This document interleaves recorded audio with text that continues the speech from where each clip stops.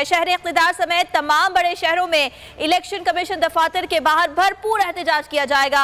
इमरान खान का कहना है न्यूट्रल्स की बात मानकर बड़ी हिमाकत की है। आपको आगाह कर रहे हैं तहरीके इंसाफ आज सड़कों पर है। इलेक्शन कमीशन के खिलाफ मुजाहरा किया जाएगा, एहतजाज किया जाएगा। शहर इक़्तिदार समेत तमाम बड़े शहरों में इलेक्शन कमीशन दफातर के बाहर भरपूर एहतजाज की कॉल इमरान खान की जानिब से दी गई। इमरान खान का यह कहना है कि न्यूट्रल्स की बात मानकर बड़ी हिमाकत की है।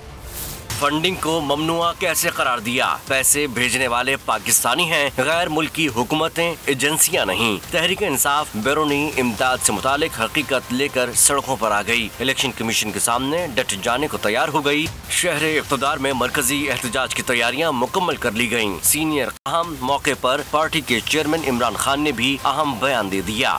मैंने न्यूट्रल्स को बताया, मैंने कहा आपने कहा था ये न्यूट्रल है, ये तो घर का आदमी है। उन्होंने कहा हम गारंटी लेते हैं इसकी कि ये न्यूट्रल रहेगा। मैंने इतनी बड़ी हमने हिमाकत की कि हमने मान के इस आदमी को रख लिया।